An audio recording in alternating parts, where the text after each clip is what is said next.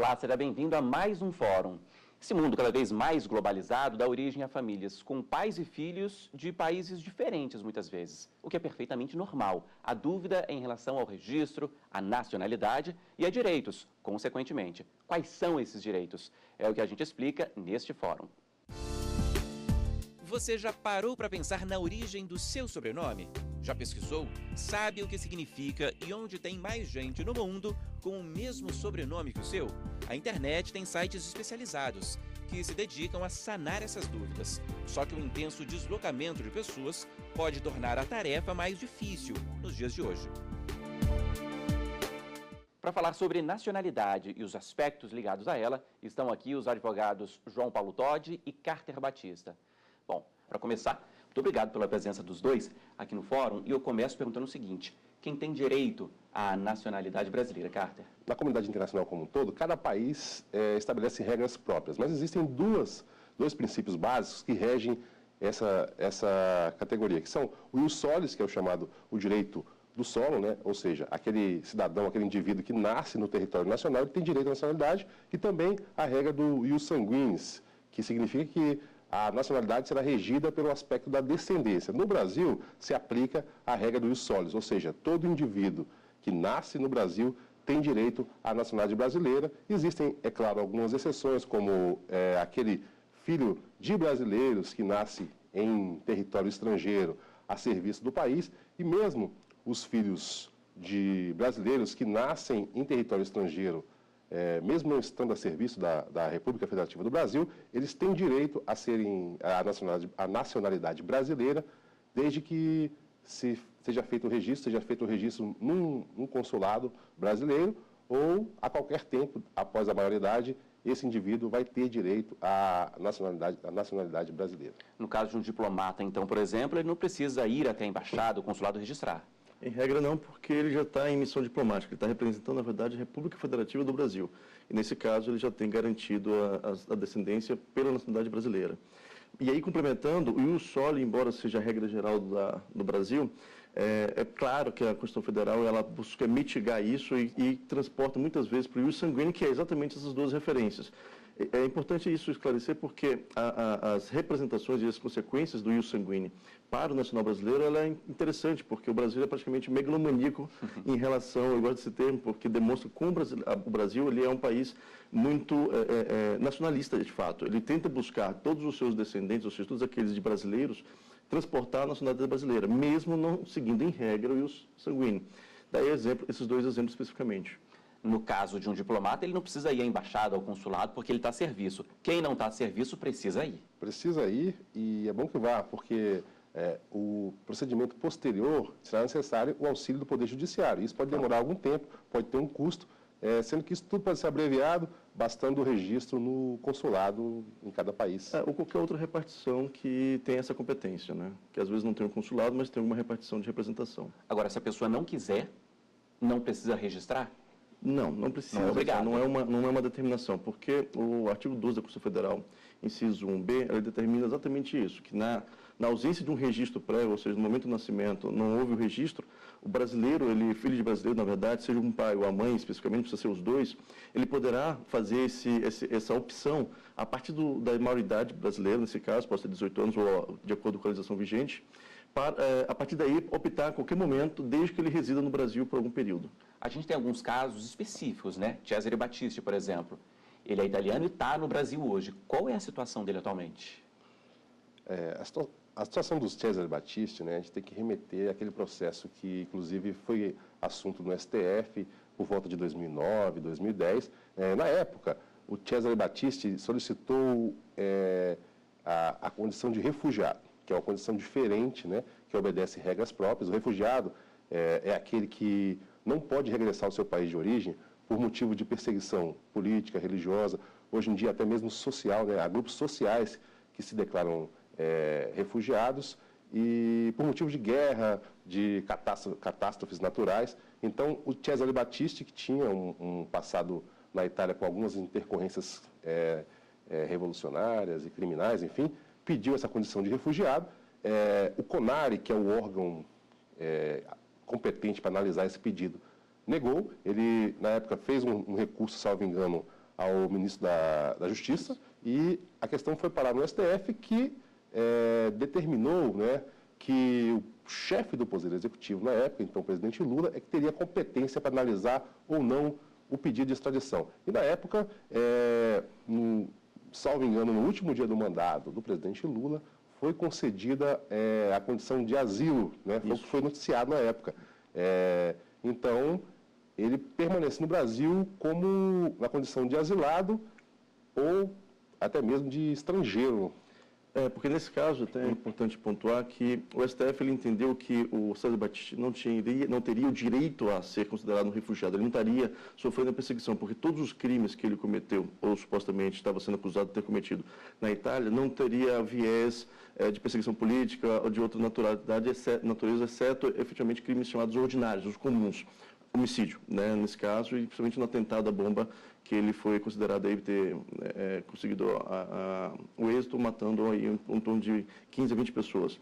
Então, o STF determinou que ele não teria o direito à qualidade de asilado político, e por essa razão foi até interessante, porque embora a legislação brasileira não preveja, o Lula se apoderando, o presidente à época, ele se apoderando aí como chefe do Poder Executivo e detentor do direito e a faculdade de conceder ou não esse reconhecimento de asilado político ou até outras considerações, ele inovou, dizendo o seguinte: tá bom, já que você não pode ser considerado asilado político, então eu vou te dar um salvo-conduto e reconhecer você como estrangeiro permanente. Então, o termo correto que ele foi utilizado foi estrangeiro permanente. Em tese, não deixando as fronteiras brasileiras, ele teria o direito aí a permanecer de forma livre. Mas ele não é brasileiro? De forma nenhuma. Você tem casos desses no escritório, sim, não é isso? Temos. Conta, por favor, Todd. Na verdade, temos dois casos específicos, mas um que chamou muita atenção foi em meados de 2009. Uma brasileira queria casar com um estrangeiro que era um marine, né, um daqueles fuzileiros navais americanos, e a legislação americana determina que para um marinho, o corpo militar, casar com qualquer estrangeiro, esse estrangeiro deve renunciar à sua nacionalidade originária. E foi o caso. E na época ela fez administrativamente e chegou até o período do presidente, na época também era o presidente Lula, e ele rejeitou. E foi quando ela nos procurou, né, pela nossa especialidade, e quando buscamos reformar isso, houve um período bem desgastante, porque ela foi até deveras assolada pela mídia como chegou a ser considerada até uma pátrida, como se ela já tivesse perdido a nacionalidade brasileira, etc. Como se ela estivesse renegando, né? Exatamente as suas origens, mas, na verdade, depois o presidente Lula reconheceu, por decreto presidencial, que ela teria, então, a perda da nacionalidade originária com um viés estritamente de poder casar-se e conquistar a nacionalidade americana. E se um dia ela viesse a se divorciar e perdesse esse direito, de lá ela poderia requisitar a nacionalidade brasileira novamente. Agora, hoje ela não é brasileira? Não, ela continua casada, muito bem casada. E o outro caso, você falou que tinha 2 exemplos. O segundo exemplo, na verdade, é de uma apátrida que ele não tinha o direito de regressar no Brasil, porque o Brasil não teria o acordo de bilateralidade em relação ao seu ingresso ou não.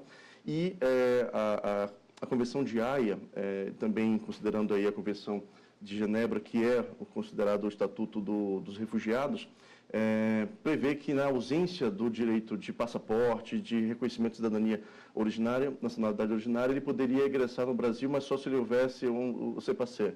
E foi quando a gente conseguiu, por um país próximo, que nesse caso ele estava na França como refugiado, conseguimos a conquista do caráter de refugiado na França, para depois ele conseguir o CEPACE para entrar no Brasil.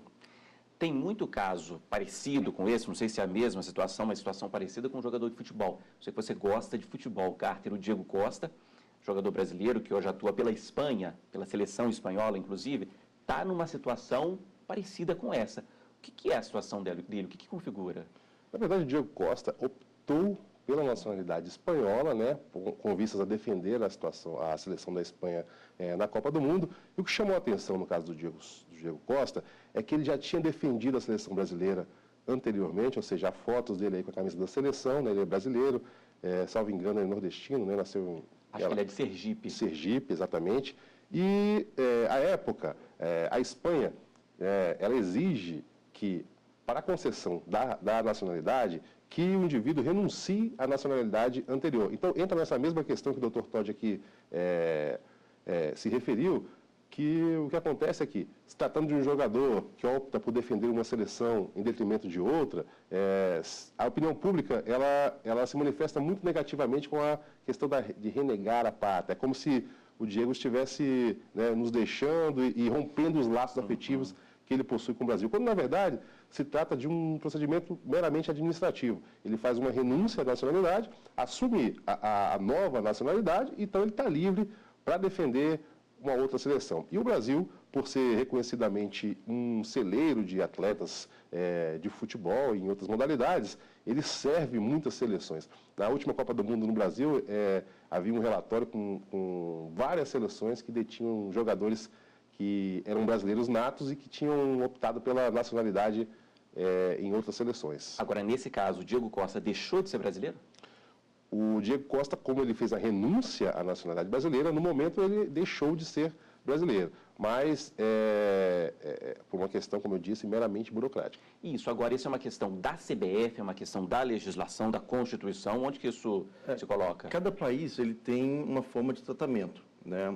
No caso, até citei anteriormente, a CBF, ela, para o estrangeiro que queira defender a seleção brasileira, também exige esse requisito, que é a renúncia da sua eventual nacionalidade originária. Mas cada país provém a sua legislação própria, né?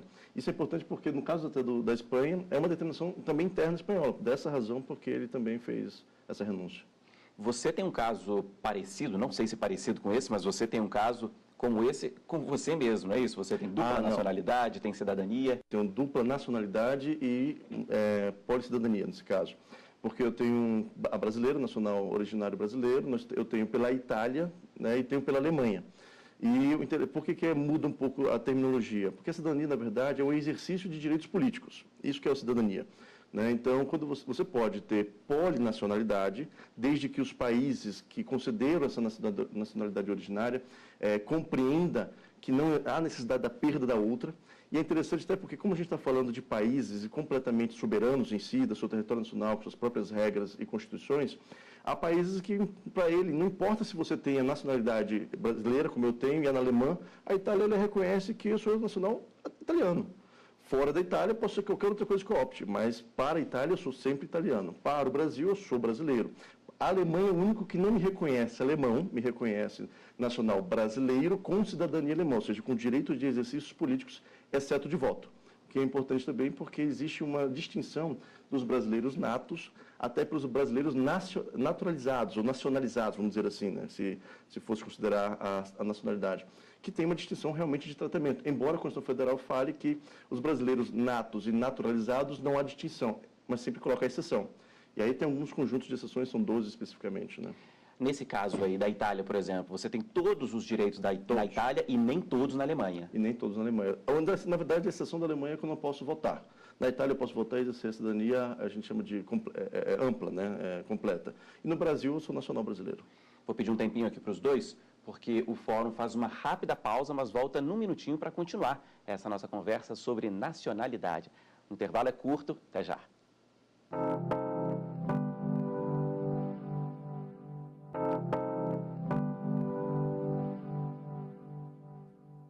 O Fórum já está de volta e o assunto aqui hoje é nacionalidade. A gente conversou no primeiro bloco, né, sobre o brasileiro nato e naturalizado, mas tem outros aspectos que eu gostaria de conversar aqui com vocês. Tem mais diferenças. Não é isso, Carter? Sem dúvida.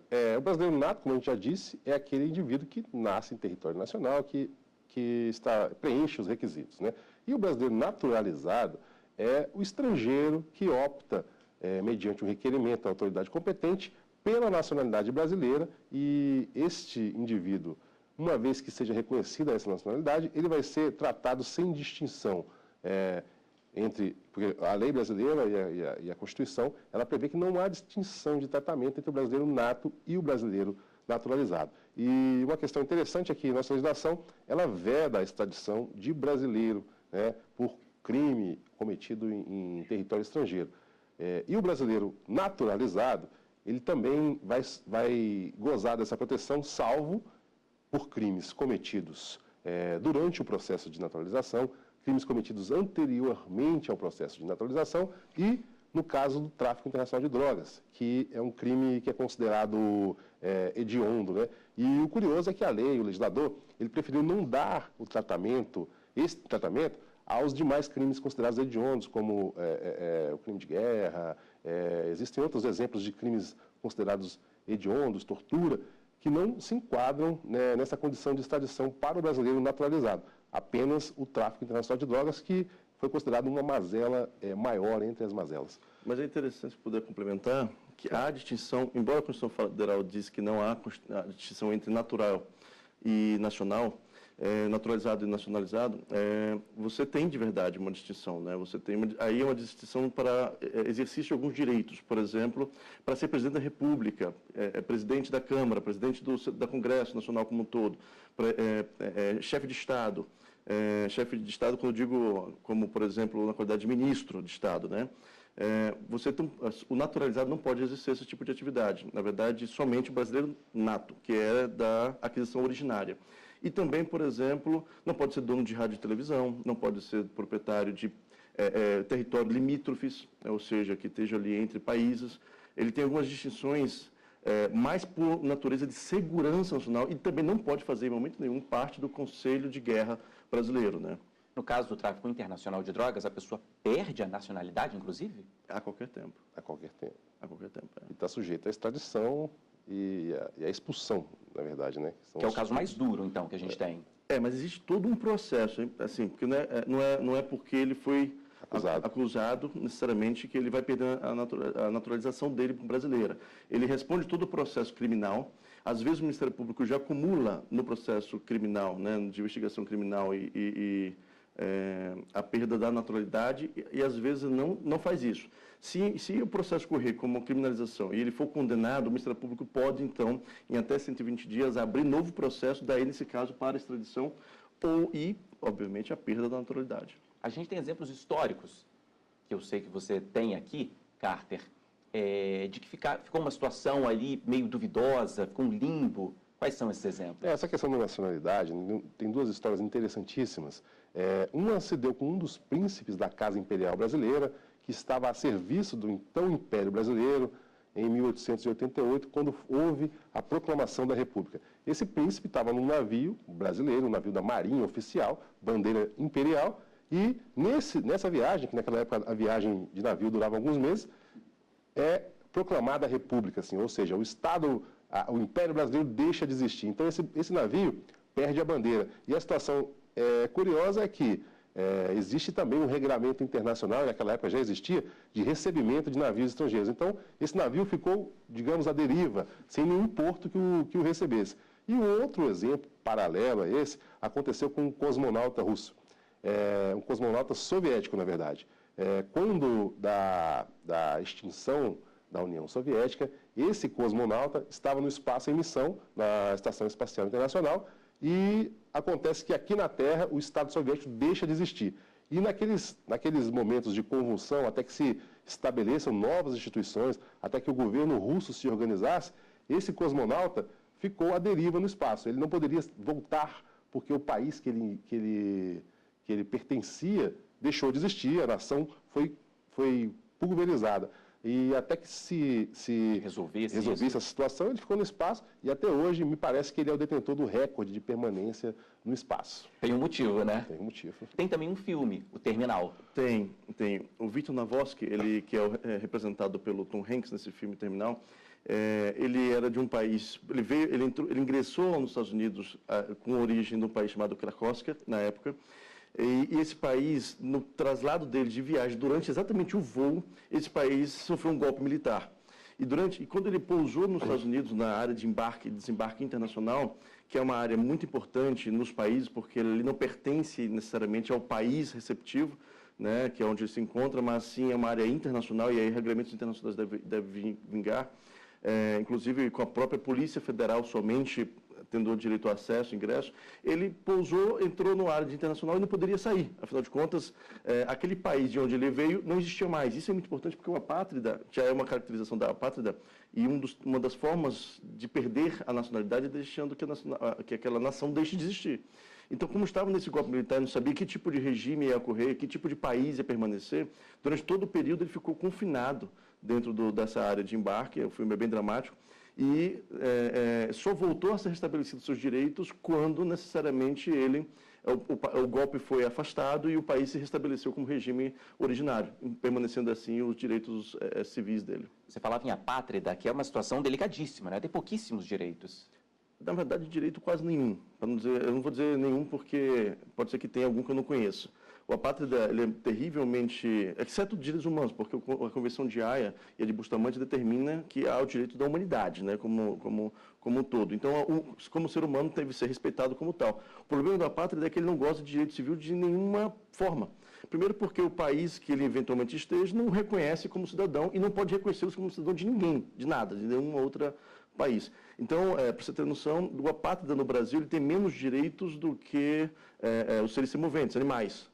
Que tem aí a natureza de propriedade, mas tem leis especiais que o protejam, né, que protegem. Mas o apátrida não. Então ele tem que acaba sendo tratado de forma respeitosa, obviamente, por ser humano, mas do ponto de vista civil, de direitos e deveres, não tem nenhum.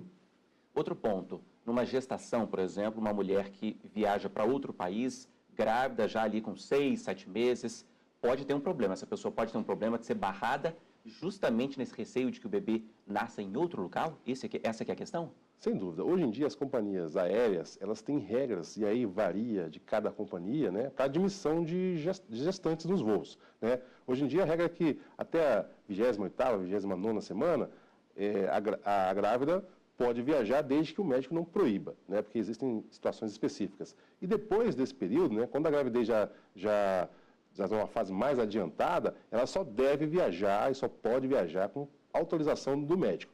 E depois da 36ª, 37ª semana, existe a proibição de viajar, primeiro porque é uma questão de logística interna nos voos, né? A justificativa é essa. Não existe na tripulação de uma aeronave espaço e material suficiente para se realizar um parto. Então, para que se tenha um cuidado realmente com aquela vida que está para nascer ali, faz bastante sentido esse tipo de vedação. E também para evitar uma situação dessa e agora, né?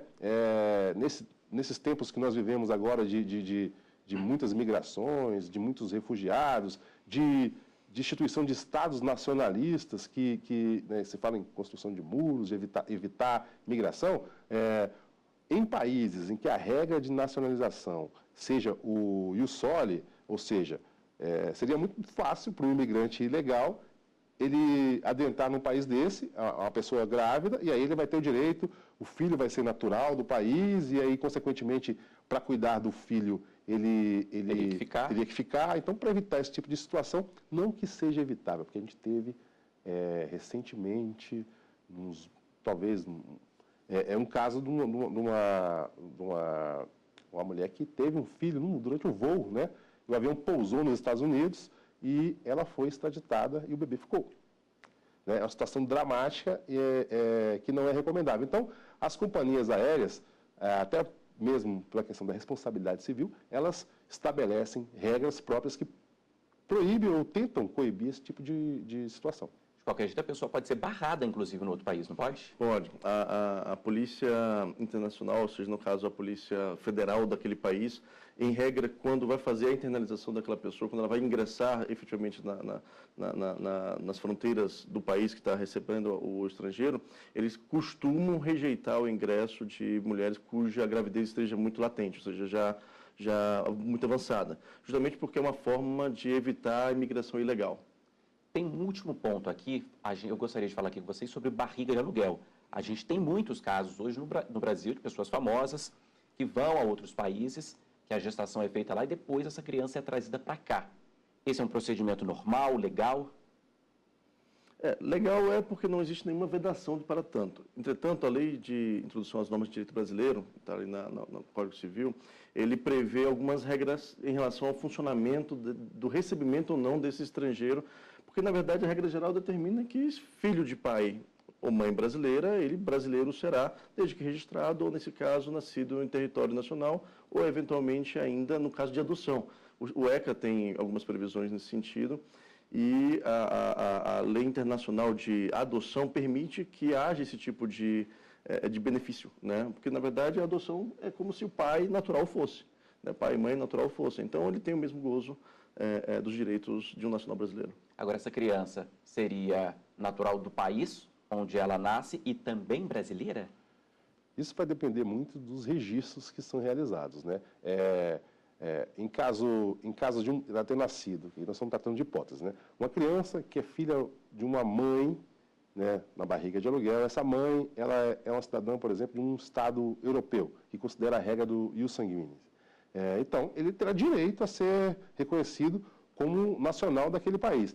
E, ao mesmo tempo, ele vai ter direito de ser reconhecido como nacional brasileiro, desde que seja feito os registros, ou seja, desde que seja registrado num órgão competente, né, num órgão de representação do Brasil no exterior, ou após os 18 anos, como o Dr. Todd já se referiu nesse programa, após os 18 anos, a qualquer tempo, ele pode optar pela nacionalidade brasileira, uma vez que o pai é um cidadão e é um nacional brasileiro. Essa regra é universal? Com 18 anos a pessoa pode escolher? Brasil. Na verdade, ele não fala 18 anos, o que a lei determina é exatamente a maioridade, né? A capacidade civil plena. Ok. Gente, é isso. Muito obrigado pela presença dos dois aqui no fórum. Foi um programa muito informativo, com muitos exemplos. Muito obrigado, Todd. Muito obrigado. Carter, muito obrigado também pela presença. Muito obrigado, agradeço. Estou à disposição. Bom, eu agradeço também a você que nos acompanhou aqui no fórum hoje. Para rever este nosso programa e outros, acesse aí tvjustiça.jus.br. E para entrar em contato com a gente, mande um e-mail. O endereço é forum@stf.jus.br. E até a próxima. Tchau.